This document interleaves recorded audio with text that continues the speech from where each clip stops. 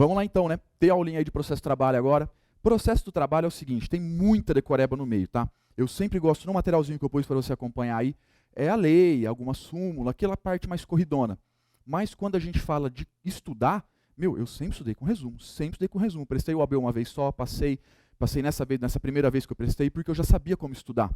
Não adianta você catar aquele monte de coisa e querer ler tudo. Tem matéria pra caramba, cara, é muita coisa que você tem que estudar. Então trabalha com o quê? Com resumo.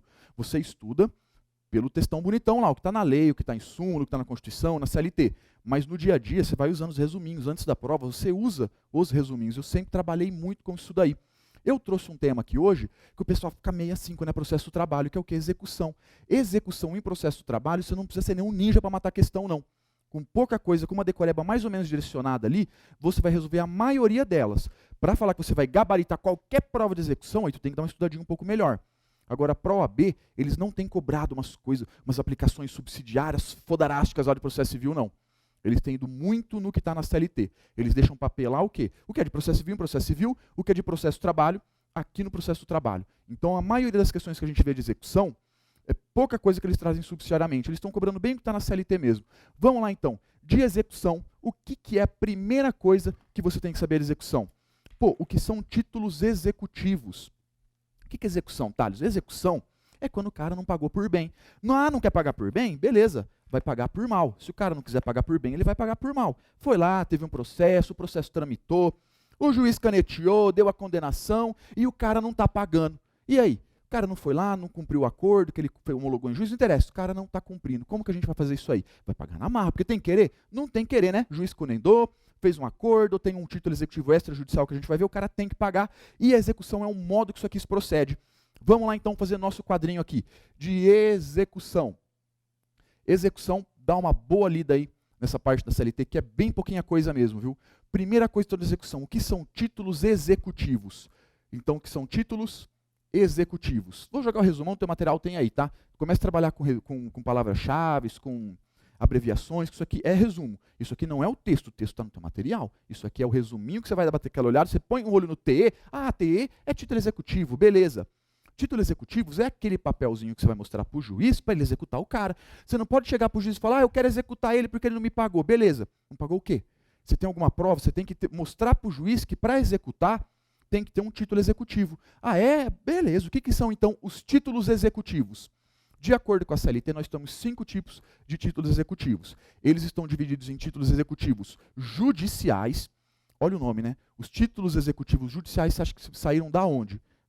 Dentro do juízo. E os extrajudiciais são títulos gerados fora do âmbito da justiça. Então, o primeiro tipo são os títulos executivos judiciais. Beleza, você tem que saber os 5 e tem que saber diferenciar quando é um e quando é o outro, tá? Porque a banca pode te perguntar o que é título executivo. Qualquer um dos 5 é. Agora, se ela buscar a diferenciação do que é judicial e extrajudicial, tem que saber também. Primeiro tipo de título executivo judicial são as decisões. São as decisões do juiz, o juiz caneteou, ou do tribunal, decisões proferidas. Dentre as decisões, a gente tem 2 tipos, então. Aqui são 2 modalidades, só que eu coloco junto aqui para fazer o resumão, mas são 2. São as decisões passadas em julgado, então as decisões com trânsito em julgado, é aquela decisão que a parte deixou transcorrer o prazo recursal e não recorreu, prazo transcorreu em albis, como fala, prazo em branco, né, não recorreu, trânsito em julgado, ou que a parte já utilizou todos os recursos. Nesse caso aí, não cabe mais nada, já era, morreu, a Inês é morta, não tem mais choro, não tem o que fazer, salvo eventualmente uma ação rescisória, mas não é o que a gente trata hoje não. Beleza. Decisão transitada em julgado, pode executar? Pode. É título executivo judicial. E qual outro tipo de decisão, Thales, que a gente também pode executar? São aquelas decisões em que a parte entrou com recurso, mas esse recurso não tem efeito suspensivo. Olha o nome, efeito suspensivo. O que você imagina que efeito suspensivo faz? Ele suspende o quê? A execução, não vai poder executar. Então são aquelas decisões em que a parte entrou com o recurso, tem um recurso pendente, não interessa qual, pode ser um RO, sei lá, qualquer recurso aí. Mas esse recurso ele não tem efeito suspensivo. Então recurso sem efeito suspensivo. Maravilha, não tem efeito suspensivo. Tá, Thales, então eu sei que são as decisões passadas em julgados, as decisões que a parte entrou com recurso, sem efeito suspensivo. O que mais? Os acordos não cumpridos, aqueles acordos que foram homologados judicialmente e a parte não está pagando. O cara chegou lá em juízo e falou, não, o juiz falou, 6 conto. Ou falou, não, vamos dar 6 conto para morrer o assunto? Vamos. 6 parcelas então de milão aí, tá bonito? Tá bonito, beleza, tá feito o acordo. E o cara não está pagando, não está cumprindo. O que ele vai fazer? Execução. Então são os acordos não cumpridos. Acordos não cumpridos, acordos homologados judicialmente que a parte não está cumprindo, né? Filha da puta, foi lá, fez um acordo e não está pagando ainda. Beleza. A gente acabou de ver o quê? Os títulos executivos judiciais. Pô, tudo isso aqui, dá para você ver que saiu de onde? Do juiz, ó. Decisão, trânsito em julgado, recurso sem efeito suspensivo. Olha o outro aqui, acordo não cumprido, mas é um acordo que foi homologado judicialmente, um acordo que foi feito na frente do juiz. Não é aquele acordo que os caras combinam lá escondidinho no quartinho, não. É aquele acordo feito aonde? Na frente do juiz. Beleza. E quais são os títulos executivos extrajudiciais? É a segunda modalidade de título executivo. São os títulos executivos extrajudiciais, aqueles feitos fora do âmbito da justiça. A gente tem 2. O primeiro são os termos de ajuste de conduta firmado perante o Ministério Público do Trabalho, que é o famoso TAC-MPT. Quem tem aula comigo sabe que isso aqui, a gente trabalha com esse resumão aqui, é o quê? É o TAC-MPT, e a gente tem também o TC, CCP. Ai, quanta coisa esquisita. Pô, mas é muito mais fácil lembrar na tua prova, lembrar no teu resumo do dia a dia, TAC-MPT, TC-CCP. TAC-MPT, termo de ajuste de conduta firmado perante o Ministério Público do Trabalho. E o TC-CCP, aqueles termos de conciliação firmados perante as comissões de conciliação prévia. Lê, saiba o que é um, o que é outro e faz o resuminho, tá? Isso aqui ajuda pra caramba. TAC-MPT, TC-CCP são o quê? Foras do juízo. Pô, esse aqui, o cara fez um termo de ajuste de conduta com o Ministério Público do Trabalho, não tem juiz no meio, aqui você não está vendo o Poder Judiciário no meio. Aqui o cara fez um termo de conciliação, mas lá na Comissão de Conciliação Prévia, não tem Poder Judiciário aqui no meio. Então isso aqui é o título executivo o quê? Extrajudicial. Maravilha. Aplicação subsidiária.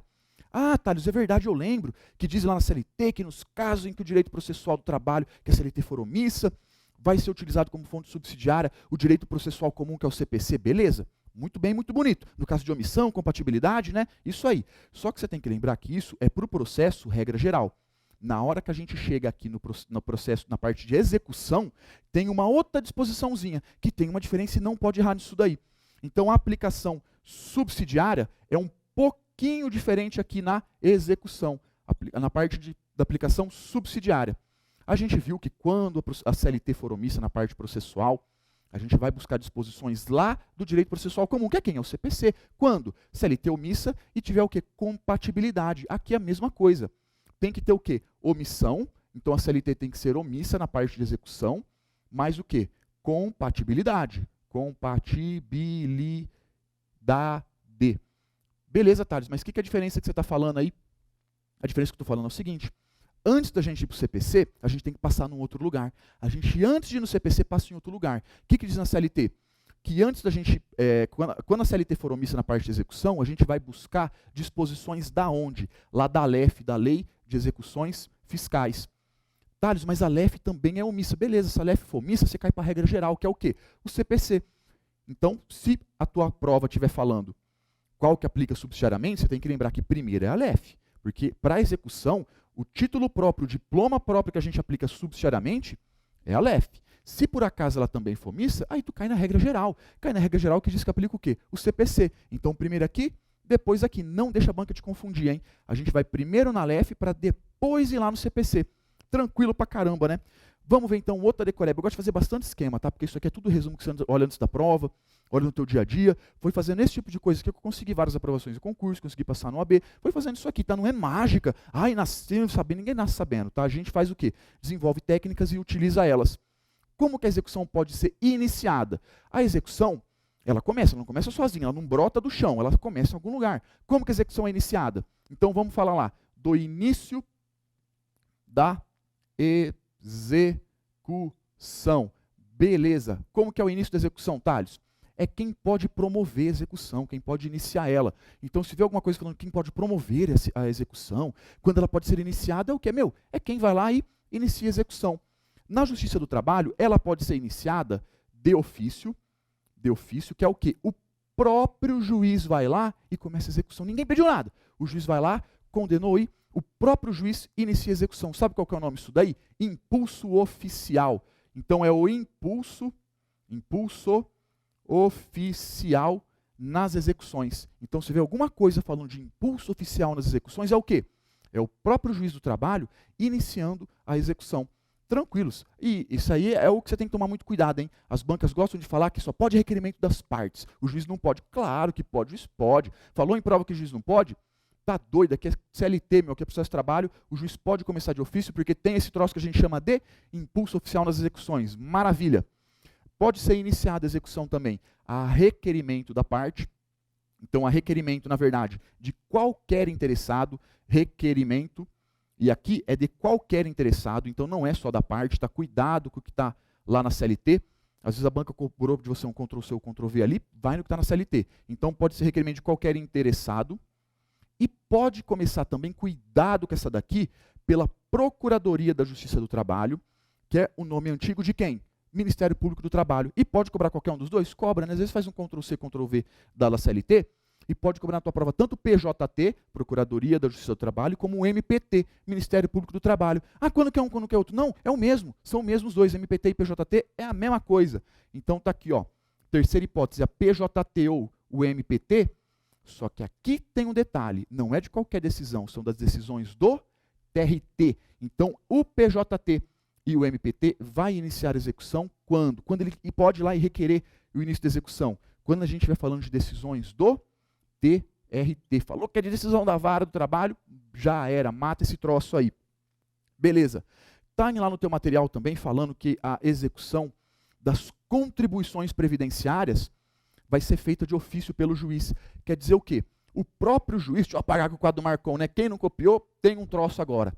Beleza. As contribuições sociais, então, elas podem ser feitas de ofício pelo próprio juiz. O próprio juiz vai executar as contribuições sociais. Ah, Thales, faz um esqueminha para mim ajudar a memorizar na minha prova, beleza? Vamos lá, então. Contribuições sociais. O que é isso aqui? INSS, né, pô? Principalmente INSS, o cara tem que pagar tal. Como que funcionam as contribuições sociais? Elas serão executadas de ofício. Próprio juiz do processo vai executar elas. Seja uma sentença que ele proferiu, seja um acordo que ele homologou, não interessa. Ele mesmo vai lá e caneteia, vai lá e procede à execução. Ele vai executar em que então? O INSS. Dá uma olhadinha na súmula 368, que fala um pouco disso daí, que fala que ele vai executar de ofício as contribuições sociais das sentenças em pecúnia que proferir e dos acordos homologados que integrem o salário de contribuição. Dá uma olhadinha naquela parte. Tem que lembrar o seguinte também, que o TST nessa súmula diz que o recolhimento das contribuições fiscais e previdenciárias é de responsabilidade de quem? Quando a gente está falando de uma condenação. Quem que vai ter que fazer esse recolhimento, então? É o empregador. É isso que está nessa súmula aí. Dá uma lida que essa súmula também está no seu materialzinho. Beleza. Vamos dar um pulinho aí, vamos falar agora de competência. De competência é filé. Tem competência, quem que é competente para apreciar aquela execução, né? De competência tem um resuminho que eu faço que mata qualquer questão, tá? É o seguinte. Ah, quem que vai executar, Thales, então aquilo lá? Aonde que eu entro com a execução? Quem que vai proceder a essa execução? Depende do título que você tem na mão.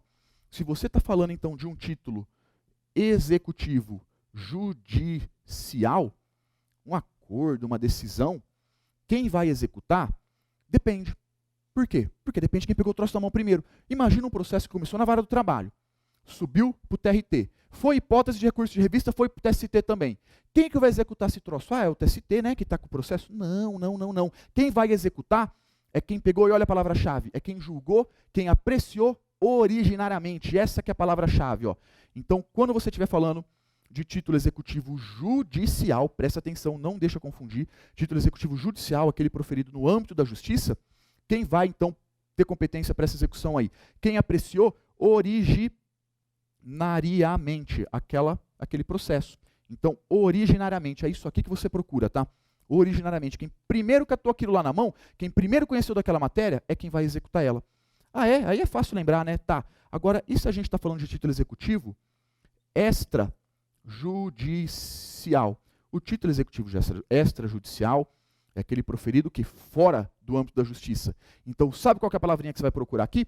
Teria. O que diz na CLT? Os títulos executivos extrajudiciais serão apreciados por aquele órgão que teria competência para conhecer daquela matéria. Então, procura o teria e corre para o abraço. É aquele que teria competência para discutir aquela matéria. Se você fosse discutir aquela matéria em juízo, aonde você ingressaria com aquela ação? Qual que é o juízo que teria competência para apreciar aquela ação? Ah, é o tal juízo. Beleza, aquele lá é o que vai julgar, que vai processar a sua execução. Então, isso aqui, procura essas palavrinhas aí e vai lá que não vai ter erro nenhum. Vamos falar rapidão aqui também de citação. A citação no processo do trabalho é um pouco diferente do processo civil. Porque no processo civil, quando a gente fala de citação, você lembra do quê? O modo que o processo se inicia, a citação inicial do réu, para que ele saiba que contra ele corre uma demanda. Ah, é. Lembra que no processo de trabalho a gente fala de notificação ou citação inicial, tem gente que usa também, está valendo. Aqui, essa citação, quando a gente fala só citação no processo do trabalho, você tem que lembrar o quê? É o início da execução, é a forma que a execução é iniciada. De citação, o que eu quero que você lembre? Que o reclamado, o executado, o réu naquela ação, ele é citado para quê? Ele é citado para pagar, ou ele vai pagar a condenação, o acordo ele tem que pagar, ou garantir o juízo, garantir a execução. Ele nomeia um bem à penhora, ele faz um depósito. Isso aqui você vai ver para quê, já que ele tem que fazer essa garantia do juízo. Então ele é citado para pagar ou garantir o juízo em 48 horas. Cuidado com o prazo, hein? Ele é citado para pagar ou garantir o juízo em 48 horas. Talhos, e se ele não pagar em 48 horas? Beleza, ele é citado para pagar ou nomear bens ou garantir o juízo em 48 horas sob pena de penhora. Sob pena de... Sob pena de... Vamos apagar aqui. Penhora. Se ele não pagar, o oficial de justiça vai lá e vai levar os bens deles embora. Vai fazer pode ser feito aí um bloqueio de conta, um Bacenjude, um Renajude, que é de veículos. Bacenjude é bloqueio judicial, aquele feito online das contas lá do cara, das contas de banco. Não interessa. Vai ser penhorado bens dele, qualquer tipo de bem, dinheiro, tem a ordem do CPC lá. Tranquilo. De citação também que eu quero que você lembre. Como que ela é realizada? Cuidado, porque a notificação inicial a gente sabe que ela é feita como? Regra geral, pelo correio, por carta, com um aviso de recebimento, todas aquelas regrinhas lá. Agora a citação não. A citação ela é feita pessoalmente. E quem que faz a citação? Ela é feita pessoalmente pelos oficiais de justiça. Maravilha, Thales. É isso aí mesmo? É isso aí mesmo. Então a citação não vai pelo correio. A citação vai direto pelo oficial de justiça. O oficial de justiça vai lá bater na porta do cara e fala, ó, você tem 48 horas para pagar ou nomear bens ou garantir o juízo sob pena de penhora. Porque ela é feita, então, pessoalmente. Agora, se o oficial de justiça procurar o cara duas vezes em 48 horas e não encontrou, quer dizer o quê? Eu vou lá hoje, bato palma, não tem ninguém na empresa ou no lugar que está marcado o endereço para fazer citação. Não tem ninguém. Volto no outro dia, dentro desse intervalo de 48 horas e tento de novo. Se não deu certo, já era. Aí a citação vai ser feita por edital. Não vai ser feita por carta. Cuidado com qualquer coisa que a banca está trocando ali, hein? Nesse caso aqui, então, procurado duas vezes em 48 horas, a citação é feita por edital. Cuidado também para a banca não te confundir com coisa de citação de hora certa, citação por hora certa, para ela não ficar jogando coisa em institutos de processo civil, aqui em processo de trabalho, e na hora H você fala, e agora, qual que é qual aí? E confunde. Beleza. Vamos falar rapidão, então, de embargos à execução agora. É a toque de caixa parada mesmo, né? Embargos à execução. Embargos à execução é o quê? É o jeito que o cara vai dar a choradinha dele, né? Ele foi citado para pagar ou garantir o juízo em 48 horas, sob pena de penhora, e o oficial de justiça foi lá e penhorou bens dele, ou ele garantiu o juízo, ele foi lá e nomeou bens da penhora, aí vai ser iniciado o prazo para ele embargar, para ele alegar determinadas hipóteses que a gente vai ver já. Então, se o cara teve seus bens penhorados, então, da penhora de bens, da penhora ou da garantia do juízo, ele tem um prazo de 5 dias. 5 dias, para quê? Para embargar a execução. Então, da penhora ou da garantia, ele foi lá e nomeou bens da penhora, ele vai ter esse prazinho de 5 dias para quê? Para embargar, para entrar com seus embargos à execução. Beleza, cuidado com o prazo, a banca vai tentar te confundir no prazo, não tenha certeza. Lembra aquelas disposições da Fazenda Pública que diz o quê? que a Fazenda Pública ela não é citada para pagar ou nomear bens a penhora, ou nomear bens sob pena de penhora, não. A Fazenda Pública é citada para, querendo, oferecer embargos. Lembra da parada de precatório? Então, a Fazenda Pública não tem seus bens penhorados, ela paga suas dívidas por precatório. Então, ela não é citada para pagar ou garantir o juízo. Ela é citada para quê? Para, querendo, embargar. Ela só é citada, fala, você quer embargar? Beleza, vai lá. Tem aquela baita discussão de prazo aqui da pessoa jurídica da Fazenda Pública, né, que diz o quê? Tem o prazo da CLT, tem o prazo do CPC, teve a modificação, né, a majoração do prazo do CPC para 30 dias. Foi uma discussão lascada, o troço ainda está dando o que falar, mas o que o STF entende hoje? Hoje, o STF entende que esse prazo aqui para a Fazenda Pública também é de 30 dias. Eu acredito que isso não vai ser cobrado numa prova objetiva, porque, prova objetiva é sim ou não. Não tem o talvez, não tem o estar discutindo. Se a banca te perguntar qual que é o entendimento hoje do STF, toca o pau nos 30 dias. Agora, se ela tentar tratar de uma maneira absoluta, a questão pode caber recurso e ela não tem feito isso daí não. Maravilha. Vamos falar um pouquinho agora então de... Não, vamos falar da matéria aqui que o embargo de execução pode, né, Nos embargos de execução, no processo civil, ele tem um rol bem amplo. Várias coisas o cara pode alegar. Agora, de acordo com a CLT, você tem que lembrar o quê? Que a matéria de defesa, o que é matéria de defesa? É aquilo que o cara pode alegar nos embargos à execução, tá? Na CLT, a matéria de defesa ela é o quê? Restrita. Ela não é ampla, restrita. Se na sua prova falar que o embargo de execução no processo do trabalho é feito de forma ampla, está errado. Ela é feita de forma restrita. Por quê? Porque aqui no processo do trabalho, de acordo com a CLT, vou explicar já porque eu estou dizendo isso, de acordo com a CLT, o que ele pode alegar apenas nos seus embargos de execução? O cumprimento, que ele cumpriu a decisão ou aquele acordo. Ele pode alegar também a quitação ou a prescrição da dívida. Sabe o que acontece muito aqui? O cara vai lá, faz um acordo e paga o cara. Pega o recibo e esquece de juntar o recibo no processo. Ou pega uma guia, paga a guia e não junta a guia no processo. O juiz, aquele dia, esqueceu a bola de cristal dele desligada e não viu que o cara pagou. Por quê? Porque o cara não juntou no processo. Se o cara não juntou no processo, o juiz sabe que ele pagou? Não sabe nada. A execução não pode ser promovida de ofício? Pode. Então o cara já pagou, chegou o oficial lá para citar ele dá até piruleta para trás de nervoso, que eu já paguei aquele vagabundo, não sei o que, vou matar todo mundo. Cara, fala, você pagou? Pagou. Você tem um recibo? Tenho. Junta no processo, para o juiz saber. É isso aqui que ele pode alegar nos seus embargos lá, a quitação ou a prescrição da dívida.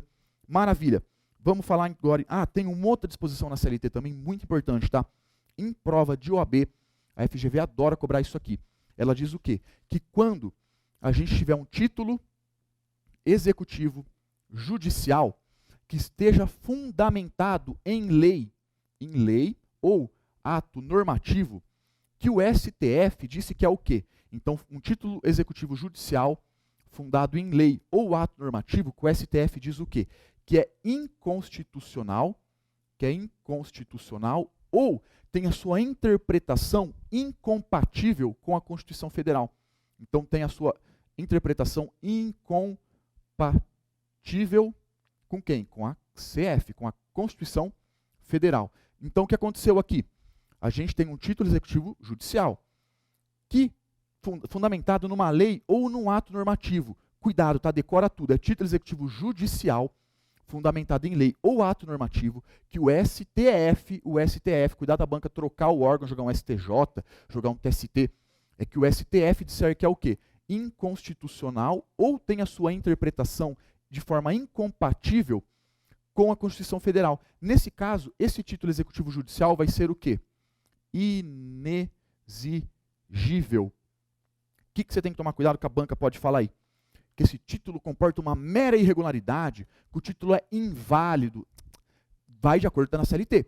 Corre para o braço de acordo com o que está na CLT. Então, falamos de um título executivo judicial fundamentado em lei ou ato normativo que o STF diz que é inconstitucional ou tem a sua interpretação incompatível com a Constituição Federal, ele é, ABCD. Vai lá no inexigível. A banca pode trocar tudo isso aqui na sua prova, tá? Falar que ele é inválido, ou falar que mesmo assim ele é exigível, pode trocar o órgão, a papagaiada de sempre, né? Se liga nos detalhes aí. Maravilha. Vamos falar então rapidão aqui de execução por carta precatória. O que é carta precatória, Thales? Carta precatória é o seguinte, imagina que você é advogado, de uma empresa, você é advogado do empregado. O empregado é o que dá mais dinheiro, lógico, né? Você vai lá e dá aquela mordida gostosa, né? Nos honorários lá, você vai cobrar um monte de coisa do cara. Tem que cobrar mesmo, pô, estudou pra caramba, sofreu pra passar no AB, vai trabalhar de graça? Tem um relógio, trabalha de graça, até o cavalo cobra no mínimo uma grana pra trabalhar, advogado tem que cobrar bem também. E a trabalhista é legal por quê? Porque a trabalhista tramita rapidão, né? Você entra com uma causa civil nervosona, demora pro troço ir. Agora a trabalhista não, você pegou tua carteirinha na mão, corre lá no seu trabalho, começa a trabalhar já, por quê? Faz um acordo, julga rapidinho, você já começa a receber honorários. Então você tem pressa de receber, você quer começar a receber dinheiro daqui 3, 5 anos? Claro que não, né? O seu trabalho, fez acordo na audiência, já pagou, opa, já dá o que é meu aí. Então é muito legal para quem está começando a advogar do seu trabalho, tá? Beleza. A execução por carta precatória, como eu estava dizendo, é o seguinte, você está lá defendendo o empregado, entrou com uma ação para o cara. Você está advogado aqui em Cascavel, você entrou com a ação para ele aqui em Cascavel. E a empresa tinha sede aqui em Cascavel. Só que aí a sede dela, ou uma filial aqui em Cascavel, fechou. E o juiz já condenou, já está devendo, já está comprovado o débito. Só que aqui não tem bens para executar. Tem nada. Levaram até as paredes do prédio embora. Não ficou nada, não ficou nem um cachorro que tomava conta da empresa balançando o rabo, não tem mais lá. Só que você sabe que essa empresa tem bens em outra cidade. Tem bens lá em São Paulo, por exemplo. O que você pode fazer? O juiz não vai pegar o oficial de justiça daqui e manda lá para penhorar. Ele vai pegar uma carta precatória, vai expedir uma carta precatória para o juiz daquela outra cidade fazer o quê? Executar os bens do cara. Então, quando a gente fala de execução por carta precatória, por CP, você tem que lembrar das duas figuras. O primeiro é o deprecante,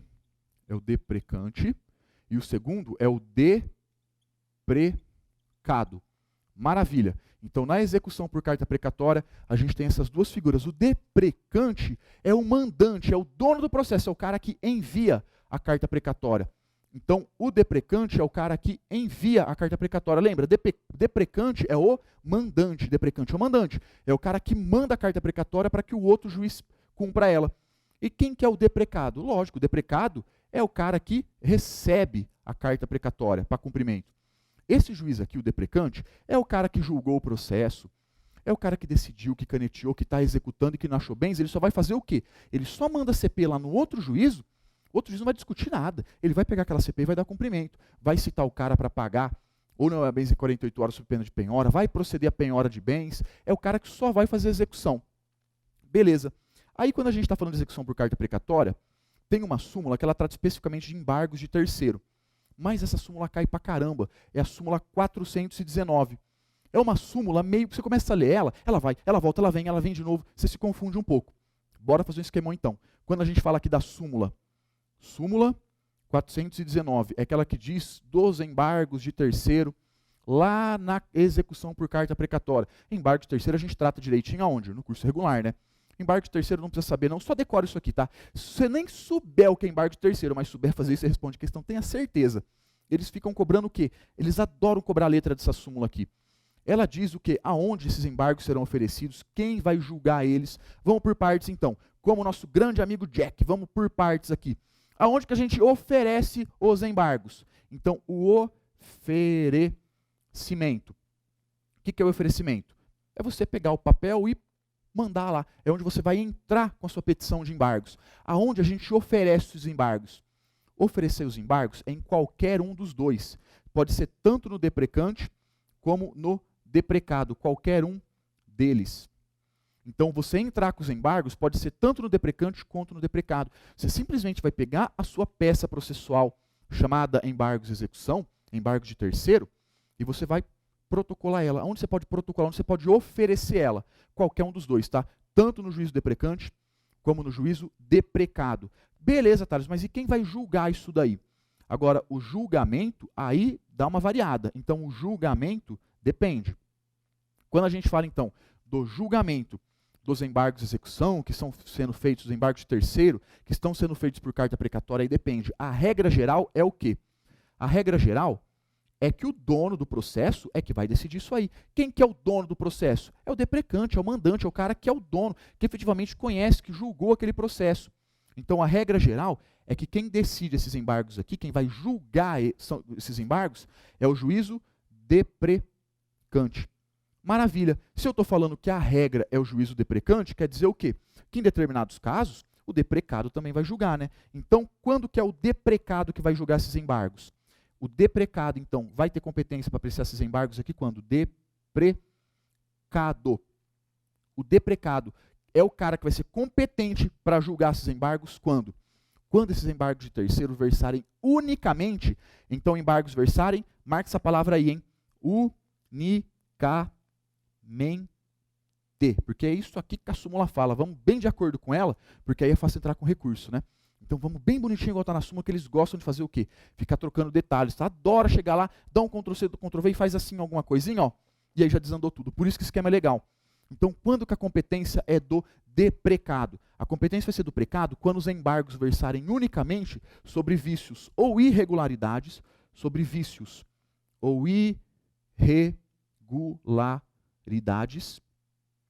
irregularidades na penhora, avaliação ou alienação de bens. Então, é quando os embargos de terceiro versarem apenas somente sobre vícios ou irregularidades praticadas pelo juízo deprecado, aonde? Na penhora, na avaliação ou na alienação dos bens. É só você saber o seguinte, a regra é que quem julga é o deprecante. Mas quem que fez a cagada? Foi o deprecado, então é o deprecado que vai resolver isso daqui. Maravilha. Vamos dar sequência aí, porque ainda tem mais um pouquinho de coisa e o tempo é curto, né? Aulão é curtão mesmo, é só resumão, aí já tem que estar estudando, tá? Pessoal que já acompanha nossas aulas aí, pega esses esquemas aqui, meu, fica muito fácil mesmo, né? Vamos falar aqui um pouquinho de um recurso chamado de agravo de petição. Thales, você está maluco? Você está falando de execução e vai falar de recurso agora e o tempo é curto? É porque esse recurso é o recurso próprio da execução. Então você lembra o seguinte, decisão na execução, agravo de petição. É igual ao agravo de instrumento. Lembra aquelas viadagens que a gente tem? Nega segmento, agravo de instrumento. E se for no tribunal, agravo regimental. É aquelas frescuradas, mas que na prova te salva a pele bonito, né? Então lembra, decisão na execução, agravo de petição. O juiz proferiu uma decisão nos teus embargos. Qual que é o recurso próprio que você vai entrar com isso aí? Não é o recurso ordinário. O recurso que a gente utiliza quando é proferida uma decisão na execução é isso aqui, agravo de petição. Qual que é o prazo dele, Thales? É o prazo padrão para a sistemática processual trabalhista. Quando a gente está falando aqui de recurso no processo de trabalho, qual que é o prazo padrão? 8 dias, né? Mesma coisa aqui. Ele também segue aquela mesma regra que diz o quê? Que os recursos serão recebidos apenas no efeito devolutivo, não tem efeito suspensivo. Então, os embargos de execução, o agravo de petição, que é o recurso que a gente vai usar de uma decisão proferida, por exemplo, nos embargos à execução, o que acontece com ele? 8 dias, ele não tem efeito suspensivo, hein? Cuidado com isso daí. Ele é o quê? Ele segue a regra, tá? Ele é um recurso padrãozão mesmo. Ele segue aquela regra de prazo e a regra dos efeitos. Efeito meramente devolutivo, apenas devolve a matéria para o tribunal reapreciar. Ele não suspende a execução. A execução vai prosseguir normalmente. Agora, do agravo de petição, tem um dispositivo da CLT que é meio decorebinha, mas é muito fácil e você tem que lembrar. O que diz lá na CLT? Que nos agravos de petição tem que haver o quê? A delimitação da matéria e dos valores impugnados. Então, a delimitação da matéria e dos valores impugnados.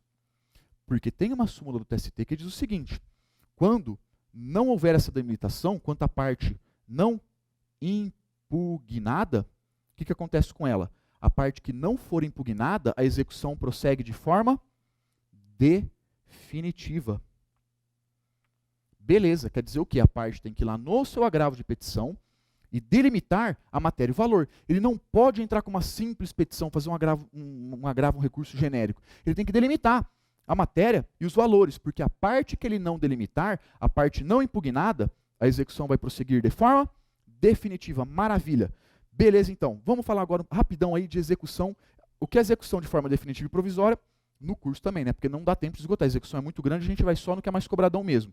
Vamos falar rapidão aqui de execução por prestações sucessivas. Execução por prestação sucessiva, o que é uma prestação sucessiva?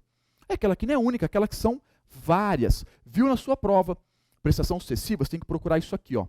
Se ela é definitiva, espera lá. Você viu na sua prova, execução por prestação sucessiva, são duas palavras que você vai procurar, porque dependendo qual delas você encontrar, você vai para cá ou você vai para lá. Então, viu lá a execução por prestação sucessiva? Maravilha, você vai procurar o quê? Se ela é por prazo determinado ou se ela é por prazo indeterminado. Indeterminado. Vou explicar as duas já. A prestação sucessiva por prazo determinado, o prazo é o quê? É determinado, você sabe quando ela vai acabar. Por exemplo, o cara foi lá e fez um acordo. Ele falou, ó, vou pagar em 5 parcelas. Aqui é a primeira, aqui é a segunda, aqui é a terceira, aqui é a quarta, aqui é a quinta. Aí o cara foi lá, muito bem, e pagou a primeira, bonitinho, nota 10. Aí o cara chegou e falou, não vou pagar essa porra nenhuma não. E não pagou a segunda. Pô, o não pagamento de uma ocasiona o vencimento antecipado das outras. Então, quando for por prazo determinado, se ele não pagar uma, a gente vai executar o quê? Vai executar todas aqueles que ainda não pagou. Ocorre o vencimento antecipado. Então, falou aqui de prestação por prazo sucessiva por prazo determinado, o não pagamento de uma, então o não pagamento de uma gera o quê? O vencimento antecipado das demais. Agora, a execução por prestações sucessivas por prazo indeterminado, você não sabe quando vai acabar. Mas a não ser que você mata o cara, senão ele está marcado para morrer dia tal, já contratei já um truta lá. Aí você sabe, mas por prazo indeterminado a regra é o quê? É que você não sabe quando o cara vai morrer, né? Por exemplo, uma pensão, tem que pagar uma pensão vitalícia. Nesse caso aí, ó, tem que pagar todo mês, tem que ir pagando. Todo mês você tem que ir pagando uma prestaçãozinha. Aí o cara chegou em determinado momento e deixou de pagar uma delas. Não pagou. Veio aqui e pagou. Veio aqui e pagou. Aí chegou aqui, ó, e não pagou. Quando a gente está falando de execução por prestações sucessivas, você vai executar o quê? Aquelas que estiverem vencidas até a data do ingresso na execução. Então, imagina que na execução tinha só essas duas vencidas aqui, quando você for entrar com ela. Então, inicialmente, a princípio, o que vai ser incluída nessa por prazo indeterminado? Aquelas devidas até a data do ingresso na execução. Beleza, Thales, mas aí o processo está tramitando, demorou um pouquinho e venceu outra. Ó. Venceu outra. Sabe o que você faz? Inclui ela. Ah, venceu a outra também. Inclui ela também. O que a gente faz então? A gente vai executar por prazo indeterminado as que estão vencidas até a data do ingresso. Conforme forem se vencendo as outras, a gente vai também incluindo elas. Então, as que se forem vencendo,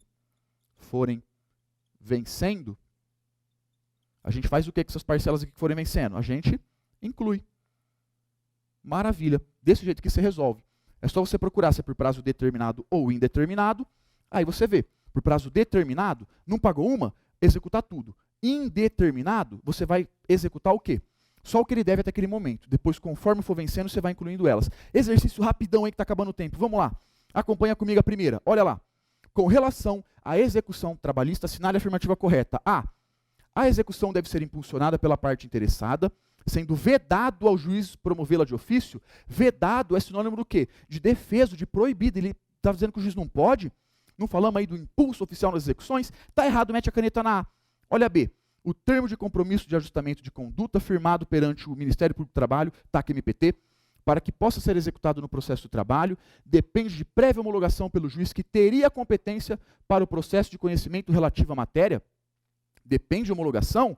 Ah, Thales, está na B no gabarito. Ah, mentira! Não pode ir lá no gabarito. Então, na prova, você não sai colando de qualquer um não, hein? Porque você está sendo bem treinado, e muito concorrente teu, muito pessoal que está prestando a OAB também, porque você quer ver todo mundo se fuder, que passe só você, né? É isso que é o teu interesse. Então, não sai colando de qualquer um não, porque o que o cara pode fazer? Meter o gabaritão errado. Está errado isso aqui, porque não depende de homologação porcaria nenhuma. Olha C. Conforme disposição expressa na consolidação das leis do trabalho, considera-se inexigível o título judicial fundado em lei ou ato normativo, declarados inconstitucionais pelo Supremo Tribunal Federal, maravilha, ou em aplicação ou interpretação tidas por incompatíveis com a Constituição Federal. Maravilha, marca C como correta aí. Olha D, garantida a execução ou penhorados os bens, é de 10 dias o prazo para o executado apresentar embargo de execução. 5 dias, né, meu? Tentou te confundir aqui, mas não vai não. A2, correndo lá. Vamos ver. Em relação aos embargos de terceiro na execução por carta precatória, é correto afirmar que, fui muito dada essa, muito dada. Olha A, devem ser oferecidos no juiz deprecante? No deprecante ou no deprecado, oferecer é nos dois. B, devem ser oferecidas no juiz deprecado? Não, é nos dois. C, devem ser oferecidas no juiz deprecante? Não, é nos dois, é deprecante ou deprecado. Olha D, podem ser oferecidas no juiz deprecante ou deprecado. Maravilha. sendo do juízo deprecante a competência para o julgamento, exceto quando se tratar de vício ou irregularidade de penhora, repetiu a súmula aí, marca D como correta. E para fechar, 3, correndão. Relativamente à execução trabalhista, assinale a afirmativa correta. A. Pode ser por título judicial ou extrajudicial. Beleza. São títulos extrajudiciais. Os termos de ajuste de conduta firmados perante o Ministério Público do Trabalho, os termos de conciliação firmados perante a Comissão de Conciliação Prévia, beleza, TAC MPT, TCCCP. E os cheques sem fundo, que cheque, tá maluco? Tá errada A. B. Pode ser título judicial ou extrajudicial. Beleza. São títulos judiciais unicamente. As decisões passadas em julgados com efeito suspensivo, pelo contrário, tem 3 tipos judiciais e uma delas é quando não tiver efeito suspensivo. Caneta na B. C. Dependem de prévia liquidação, pelo que só podem ser executados a sentença e o acordo, e título executivo extrajudicial. Falou muita besteira C, né? Olha D. Pode ser por título judicial, beleza. Caso de acordo descumprido, e por título extrajudicial, caso do termo de ajuste de conduta firmado perante o MPT. Maravilha, marca D como correta aí, viu como não tem segredo? Ah, tem que saber a fundo nada, decorebinha mata. E puta merda, eu só me fudi, né? Fui ofendido, beleza, vou processar. Nem entrei com processo, o advogado já tá roubando minhas coisas, o advogado tá roubando os honorários lá, tô lascado aqui no alfa mesmo, né? Bora lá então, pessoal, vou ter que entrar com uma trabalhista, porque no civil o advogado já me roubou. Vou catar o Marcon agora, que é advogado trabalhista também, e levar a trabalhista então para ele. Pessoal, mais um aulão pro OAB aí, muito obrigado pela presença, sempre acompanha a gente. Vai lá no nosso blog, pô. Você entrou lá no blog da Equipe Alfa, tem aquele puta banner lá, exame da ordem. Aquilo é pra você, meu. Vai lá, clica naquele troço. A gente sempre tá pondo uma novidade, uma notícia e tal. Acompanha, segue com a gente aí e vem com a gente que não tem erro, você vai ser feliz e vai catar tua vermelhinha na mão. Eu prometo, faz o que a gente tá falando, acredita na gente igual a gente acredita em você. Que você vai chegar e destruindo esse troço. Grande abraço, até a próxima aula aí.